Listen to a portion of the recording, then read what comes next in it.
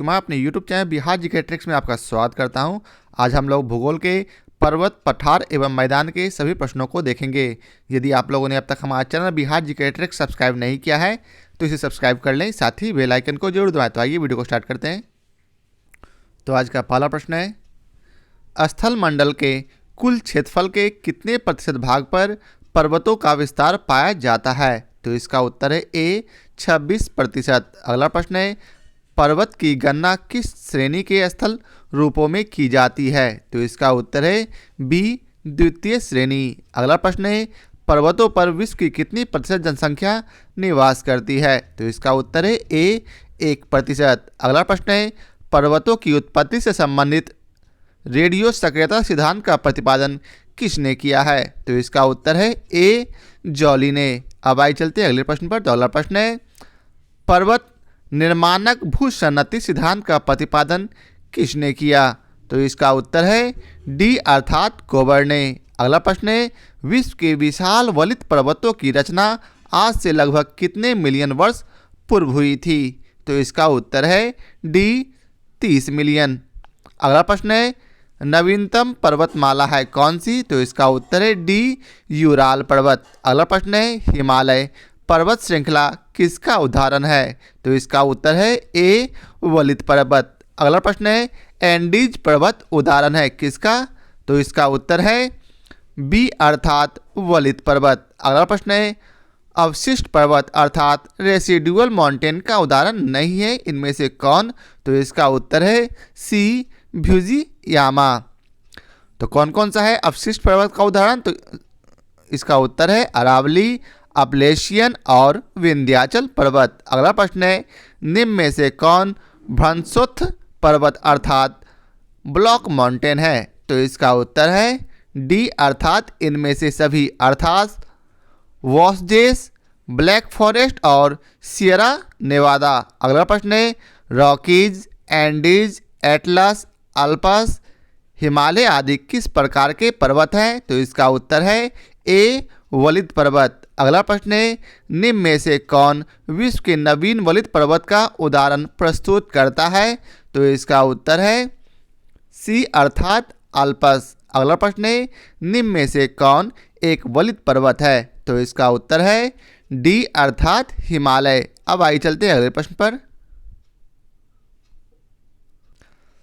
अगला प्रश्न है, इसमें आपको मिलान करना है, तो आइए इसका मिलान करते हैं। तो अवशिष्ट पर्वत कौन सा पर्वत है? तो इसका उत्तर होगा 2 अर्थात नीलगिरी पर्वत। तो ए का 2 होगा। वहीं ज्वालामुखी पर्वत कौन सा है? तो इसका उत्तर होगा मोना लोआ अर्थात ज्वालामुखी पर्वत 1। वहीं सी है खंड पर्वत कौन सा है? तो इसका उत्तर होगा ब्लॉक पर्वत अर्थात सी का 3। और वलित पर्वत कौन सा है जो शेष बच गया? वही अर्थात 4। तो इसका कौन सा उत्तर होगा? डी। अब आइए चलते हैं अगले प्रश्न पर। तो अगला प्रश्न है, हिमालय की उत्पत्ति किस भूसन्नति से हुई है?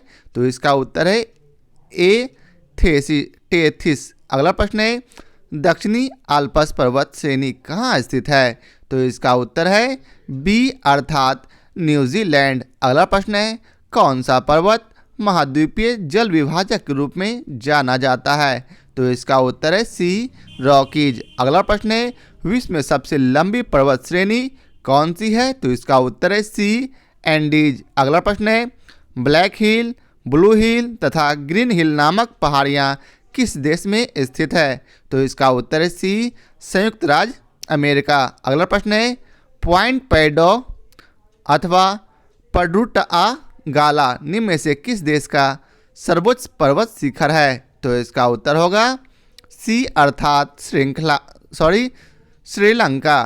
फिर से पढ़ लेते हैं, पॉइंट पेड्रो अथवा पिड्रुटागाला निम्न में से किस देश का सर्वोच्च पर्वत शिखर है? तो इसका उत्तर होगा सी श्रीलंका। अगला प्रश्न है, एंड्रीज पर्वतमाला की सर्वोच्च चोटी है कौन सी? तो इसका उत्तर होगा ए एकांका गुआ। अगला प्रश्न है, अफ्रीका का सर्वोच्च पर्वत शिखर माउंट किलिमंजारो अवस्थित है कहाँ? तो इसका उत्तर है सी तंजानिया में। अगला प्रश्न है, उत्तर अमेरिका की सर्वोच्च पर्वत चोटी है कौन सी? तो इसका उत्तर होगा डी, माउंट मैकिनले। अगला प्रश्न है, इसमें आपको मिलान करना है, तो आइए इसका मिलान करते हैं। तो अरावली पर्वत क्या है? तो इसका उत्तर होगा अवशिष्ट पर्वत का उदाहरण है। वहीं ब्लैक फॉरेस्ट किस पर्वत का उदाहरण है? तो इसका उत्तर होगा ब्लॉक पर्वत। वहीं माउंट कोटोपैक्सी किस पर्वत का उदाहरण है? तो इसका उत्तर होगा एक अर्थात ज्वालामुखीय पर्वत। और अल्पस किसका उदाहरण है? तो इसका उत्तर शेष जो बच गया अर्थात वलित पर्वत। तो आइए देखते हैं 2, 4, 1, 3 किस ऑप्शन में है। तो इसका सही उत्तर कौन सा होगा? बी अर्थात 2, 4, 1, 3। अब आइए चलते हैं, फिर मिलान करना है, तो आइए फिर से मिलान करते हैं। तो अर्जेंटीना में कौन सा सर्वोच्च शिखर है? तो इसका उत्तर होगा एकांका गुआ। आगे है, इक्वेडोर का सर्वोच्च शिखर कौन सा है? तो इसका उत्तर होगा चिमराजो। ठीक है, तो इक्वेडोर का सर्वोच्च शिखर चिमराजो है। वहीं तंजानिया का सर्वोच्च शिखर कौन सा है? तो किलिमंजारो अर्थात 3 का 1। और वहीं संयुक्त राज्य अमेरिका का सबसे सर्वोच्च शिखर कौन सा है? तो इसका उत्तर होगा माउंट मैकेली। तो इसका सही उत्तर कौन सा है? B number. अब आइए चलते हैं अगले प्रश्न पर। तो अगला प्रश्न है, फ्रांस तथा स्पेन के बीच सीमा बनाने वाला पर्वत है कौन सा? तो इसका उत्तर होगा डी अर्थात पेरिनीज। अगला प्रश्न है, यूरोप में अल्पस, उत्तरी अमेरिका में रॉकीज तथा दक्षिण अमेरिका में एंडीज किसका उदाहरण है? तो इसका उत्तर होगा ए, वलित पर्वत का। अगला प्रश्न है, माउंट एवरेस्ट खालिस्तान में है कहाँ है? तो इसका उत्तर है सी अर्थात नेपाल में। अगला प्रश्न है, निम्न में से कौन सी पर्वत श्रृंखला विश्व में सबसे बड़ी है? तो इसका उत्तर होगा बी, एंडीज। अगला प्रश्न है, स्थल मंडल के कुल क्षेत्रफल के कितने प्रतिशत भाग पर पठार का विस्तार पाया जाता है? तो इसका उत्तर है सी, 33%। अगला प्रश्न है, पठारी क्षेत्रों में विश्व की कितनी प्रतिशत जनसंख्या निवास करती है?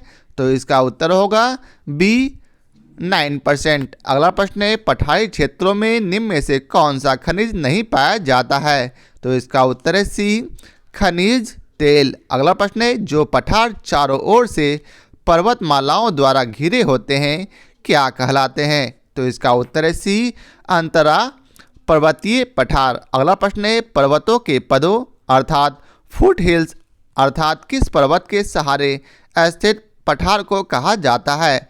तो इसका उत्तर है बी, पर्वतपादीय पठार। अगला प्रश्न है, निम्नलिखित में से किस पठार को अंतर पर्वतीय पठार की श्रेणी में नहीं रखा जाता है? तो इसका उत्तर है डी, नागपुर का पठार। अगला प्रश्न है, अंतर पर्वतीय पठार का उदाहरण नहीं है कौन सा? तो इसका उत्तर है सी, पेटागोनिया का पठार। अगला प्रश्न है, निम्नलिखित में से कौन एक पर्वतीय पठार है? तो इसका उत्तर है बी, पेंटागोनिया का पठार। अब आइए चलते हैं अगले प्रश्न पर। अगला प्रश्न है, मेसेंटा का पठार निम्न में से किस देश में स्थित है? तो इसका उत्तर है सी अर्थात स्पेन तथा पुर्तगाल। अगला प्रश्न है, टेलीग्राफिक पठार निम्न में से कहाँ स्थित है? तो इसका उत्तर है सी, उत्तरी अटलांटिक महासागर में। अगला प्रश्न है, विश्व का सर्वाधिक ऊंचा पठार निम्नलिखित में से कौन सा है? तो इसका उत्तर है सी, तिब्बत का पठार। अगला प्रश्न है, पोटवार पठार निम्न में से किस देश में स्थित है?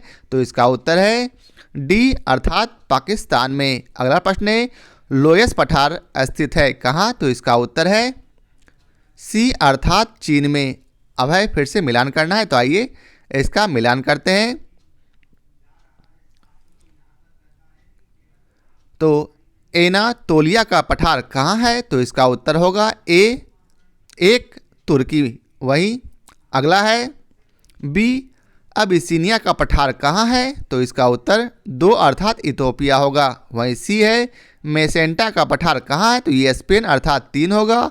और एशिया माइनर का पठार कहाँ है? तो इसका उत्तर ईरान अर्थात 4 होगा। तो ये ऑप्शन किस में है? तो ए नंबर ऑप्शन में। अब आइए चलते हैं अगले प्रश्न पर। तो अगला प्रश्न है, तिब्बत का पठार निम्नलिखित में से कहाँ स्थित है? तो इसका उत्तर है डी अर्थात हिमालय पर्वत तथा क्यून लून के मध्य। अगला प्रश्न है, लोयस का पठार है कहाँ? तो इसका उत्तर है सी पवनकृत। अगला प्रश्न है, निम्नलिखित में से किसे विश्व का छत कहा जाता है? तो इसका उत्तर है डी पामीर का पठार। अगला प्रश्न है, तुर्की में अनातोलिया का पठार किन पर्वत श्रेणियों के मध्य स्थित है? तो इसका उत्तर है ए पॉन्टिक तथा टॉरस। अगला प्रश्न है, रांची का पठार निम्नलिखित में से क्या है? तो इसका उत्तर है बी एक उत्थित पेनी प्लेन। अगला प्रश्न है, बोलीविया के पठार पर निम्न में से किस धातु का सर्वाधिक उत्खनन किया जाता है? तो इसका उत्तर है सी टीन का। अगला प्रश्न है, स्थल मंडल के कुल क्षेत्रफल के कितने प्रतिशत भूभाग पर मैदान का विस्तार पाया जाता है? तो इसका उत्तर है सी अर्थात 41%। अगला प्रश्न है, मैदान की गणना किस श्रेणी के स्थल रूपों में की जाती है? तो इसका उत्तर है बी द्वितीय श्रेणी। अगला प्रश्न है, विश्व में उत्पन्न होने वाली फसलों तथा खाद्य वस्तुओं का लगभग कितना प्रतिशत भाग मैदानों में उपजाया जाता है? तो इसका उत्तर है सी अर्थात 85%। अगला प्रश्न है, विश्व की कुल जनसंख्या का कितना प्रतिशत हिस्सा मैदानों में निवास करता है? तो इसका उत्तर है डी 90%। अगला प्रश्न है, निम्नलिखित में से किस स्थल रूप को सभ्यता का पालना कहा जाता है? तो इसका उत्तर है डी मैदान को। अब आइए चलते अगले प्रश्न पर। आगे है, उत्तरी पश्चिमी चीन का लोयस मैदान किस प्रकार के जमाव से बनता है? तो इसका उत्तर है बी रेत व धूल कणों के जमाव से। अगला प्रश्न है, पवन अपर्दित मैदान में यत्र तत्र पाए जाने वाले प्रतिरोधी चट्टानों के अवशेष टीलों को क्या कहा जाता है? तो इसका उत्तर है बी अर्थात इंसेलबर्ग। अगला प्रश्न है, कास्ट मैदानों में यत्र तत्र स्थित अवशिष्ट टीलों को क्या कहा जाता है? तो इसका उत्तर है सी ह्यूमस। अगला प्रश्न है, नदी अपरक्षित मैदान अथवा संप्रदाय मैदान में यत्र तत्र पाए जाने वाले प्रतिरोधी चट्टानों के अवशेष को कहा जाता है क्या? तो इसका उत्तर है ए अर्थात मोनेड नॉक। अगला प्रश्न है, संप्राय मैदान अर्थात पेने प्लेन का निर्माण किस क्रिया द्वारा होता है? तो इसका उत्तर है सी अर्थात नदी द्वारा। अगला प्रश्न है, पेडी प्लेन मैदान का निर्माण किस क्रिया द्वारा होता है? तो इसका उत्तर होगा बी अर्थात पवन। अब आइए चलते हैं अगले प्रश्न पर।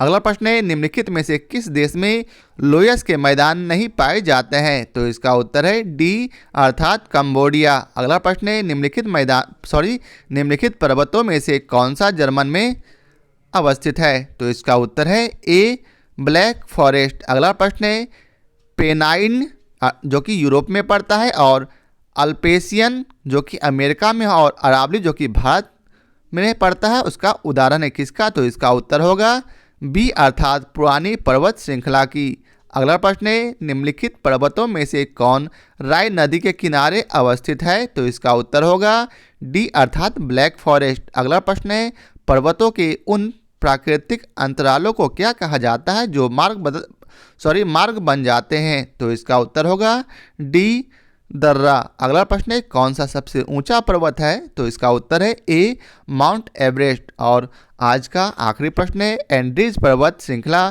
किस महाद्वीप में स्थित है? तो इसका उत्तर होगा सी दक्षिण अमेरिका में। तो आशा करता हूं आप लोगों को हमारा यह वीडियो पसंद आया हो। यदि आप लोगों को हमारा यह वीडियो पसंद आया हो तो इसे लाइक और शेयर जरूर करें। फिर मिलते हैं नए चैप्टर वायुमंडल की संरचना के साथ। आज के लिए बहुत बहुत धन्यवाद।